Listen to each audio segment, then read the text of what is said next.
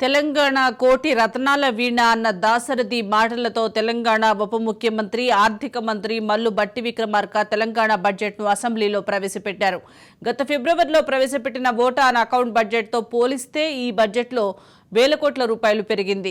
గత ఫిబ్రవరిలో 2.70 కోట్లతో బడ్జెట్ ప్రవేశపెట్టగా తాజాగా భట్టి విక్రమార్క 2,91,159 కోట్లతో ప్రతిపాదించారు. ఇందులో రెవెన్యూ వ్యయం 2.20 లక్షల కోట్లు కాగా మూలధన వ్యయం 33,487 కోట్లుగా పేర్కొన్నారు.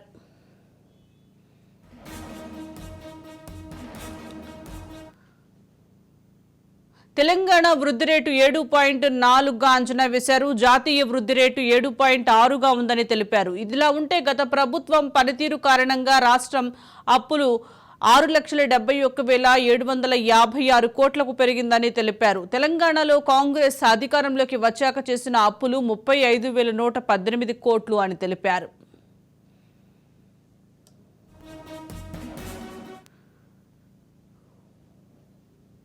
ఇక బడ్జెట్లో వ్యవసాయం సంక్షేమానికి పెద్దపీట వేశారు. ఎన్నికల సమయంలో ఇచ్చిన 6 గ్యారంటీలకు ప్రాధాన్యం దక్కింది. వ్యవసాయానికి ఈ బడ్జెట్లో అత్యధికంగా 72,659 కోట్లు కేటాయించారు. తర్వాత సంక్షేమానికి 40,000 కోట్లు కేటాయించారు. తర్వాత నీటిపారుదల రంగానికి 26,000 కోట్లు కేటాయిస్తున్నట్లు డిప్యూటీ సీఎం తెలిపారు. ఇక తెలంగాణలో తలసరి ఆదాయంలో కూడా భారీగా వ్యత్యాసం ఉన్నట్లు తెలిపారు.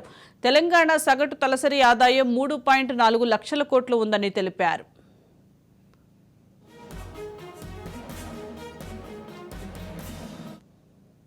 అయితే హైదరాబాద్లో తలసరి ఆదాయం 9.9 లక్షలు ఉండగా వికారాబాద్ జిల్లాలో తలసరి ఆదాయం 1.9 లక్షలు ఉన్నట్లు వెల్లడించారు. ఇక మహిళా సంఘాలకు 10 లక్షల రూపాయలు బీమా సౌకర్యం కల్పిస్తామని తెలిపారు. రాష్ట్రంలో 63.85 లక్షల డ్వాక్రా గ్రూపుల్లో మహిళలకు లబ్ధి కలుగుతోంది. త్వరలో రైతు కూలీలకు 12,000 రూపాయలు ఆర్థిక సాయం అందిస్తామని తెలిపారు. ఇక ఇప్పటికే రాష్ట్రంలో 31,000 పైచీలకు ఉద్యోగాలు భర్తీ చేస్తామని తెలిపారు. దీనికి సంబంధించి మరింత సమాచారం మా ప్రతినిధి మహేందర్ అందిస్తారు. మహేందర్, మొత్తానికి తెలంగాణ రాష్ట్ర ప్రభుత్వం 2024-25 బడ్జెట్ అయితే ప్రవేశపెట్టింది. ఇక ఇది రైతన్నలకు కోటి రత్నాల వీణ అన్నట్టుగా ఈ మాటలు ఏదైతే ఉందో దాంట్లో చెప్పినట్టు అలా ఉంది. మొత్తంగా ఈ ఓట్ ఆన్ అకౌంట్ బడ్జెట్ పోలిస్తే గతంలో ఈ బడ్జెట్ 1,000 కోట్లు పెరిగింది. దాదాపు గత ఫిబ్రవరిలో 2.70 కోట్లతో బడ్జెట్ ప్రవేశపెట్టగా తాజాగా భట్టి విక్రమార్క 2,91,159 కోట్లతో బడ్జెట్ ప్రతిపాదించారు. ఇందులో రెవెన్యూ వ్యయం 2.20 లక్షలు కోట్లు కాగా ఇటు మూలధన వ్యయం 33,487 కోట్లుగా ఇటు పేర్కొన్నారు. అయితే తెలంగాణ వృద్ధి రేటు 7.4గా అంచనా వేశారు.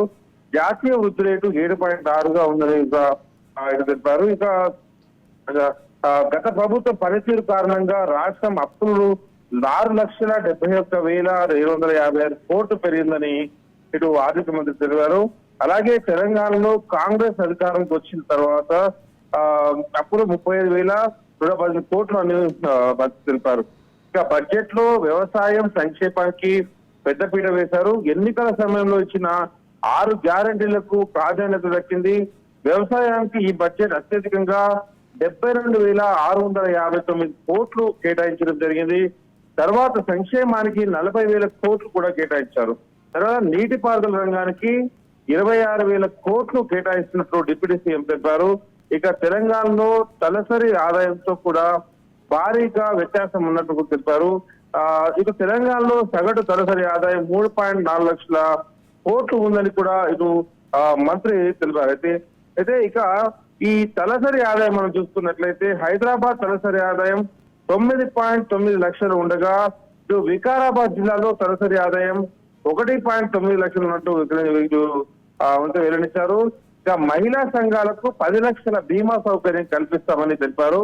రాష్ట్రంలో 63.85 కోట్ల లక్షల డ్వాక్రా గ్రూపుల్లో మహిళలకు లబ్ధి కలుగుతుందని, త్వరలో రైతు కూలీలకు కూడా 12,000 ఆర్థిక సాయం అందిస్తామని కూడా మంత్రి తెలిపారు.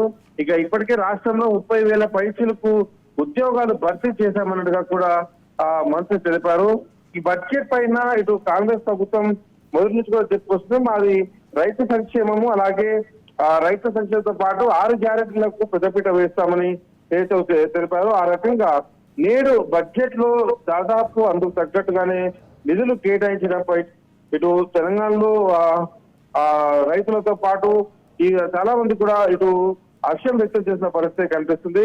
ఇంకా శాసనసభలో ఈ రోజు ప్రవేశపెట్టిన ఈ బడ్జెట్ లో గతంలో ఏదైతే రాష్ట్రం ఏర్పడినప్పుడు 25.507 కోట్ల అప్పు ఉంది. గత ఏడాది డిసెంబర్ నాటికి 6,70 కోట్లు 750 కోట్లు చేరిందని, గత పాలకులు ప్రభుత్వాన్ని సొంత జాగీర్ల ఆర్థిక క్రమశిక్షణ లేకుండా నడిపారని ఆ మంత్రి బట్టి విక్రమార్క తెలిపాడు.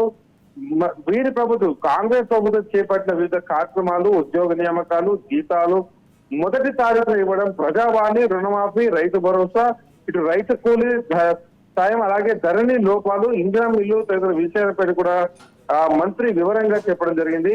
ఇక ఈ జాతీయ సగటు కంటే తక్కువ వృద్ధి రేటు ఉందనేది కూడా మంత్రి తెలియడం జరిగింది. ఇక దీనిపైన బడ్జెట్ పైన ఇటు బీఆర్ఎస్ పార్టీ స్పందిస్తూ బడ్జెట్ ఆశించిన మేర లేదన్నట్టుగా చెప్పడం జరిగింది. రేపు జరిగేటువంటి అసెంబ్లీ సమావేశంలో బడ్జెట్ పై చర్చ జరగనున్న అవకాశం ఉంది. ఇక ఈ బడ్జెట్ స్వరూపం చూసినట్లయితే ఆర్థిక లోటు అంచనా 49.25,440 కోట్లు ఉన్నాయి. ప్రాథమిక అంచనా 30,525.23 కోట్లు ఉంది.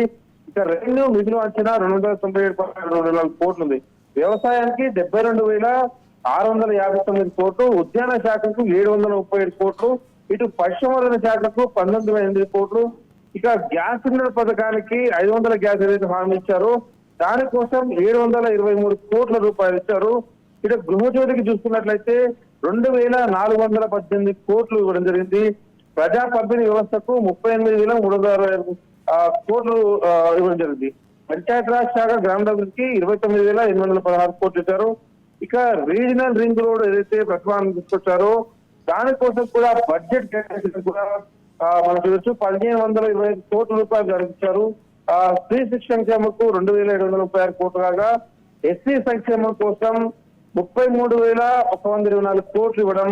ఇక ఎస్సీ సంక్షేమం కోసం 17,056 కోట్లు, మైనార్టీ సంక్షేమం 3,003 కోట్లు, బీసీ సంక్షేమం ఇలా కుల ప్రాతిపాదికన దాదాపు 9,000, బీసీ సంక్షేమానికి 9,060 కోట్లు, వైద్యం ఆరోగ్యం కోసం 11,608 కోట్లు, ట్రాన్స్పోర్ట్ డిస్కౌంట్లు 16,400 కోట్లు, అడవులు పర్యావరణ కోసం 1,024. ఇలా ఐటీ శాఖ చూసినట్లయితే కేవలం 774 కోట్లు ఇవ్వడం. సో ఇలా రోడ్డు భవనాలు వాటి అన్నిటికి కూడా బడ్జెట్ అలొకేషన్ చేయడం దాదాపు చూసాం. ఇక మొత్తంగా రాష్ట్ర బడ్జెట్ అనేది చాలా క్లియర్ గా ఉంది. అంచనా అప్పులు అలాగే ఆదాయం మొత్తం కేంద్రం ఇచ్చిన బడ్జెట్ కేంద్రం ఎంత ఇస్తుంది వీటన్నిటిపైన కులక్షంగా చెప్తూనే నేడు బడ్జెట్ అయితే అసెంబ్లీలో ప్రవేశపెట్టడం జరిగింది. Right, thank you Mahender.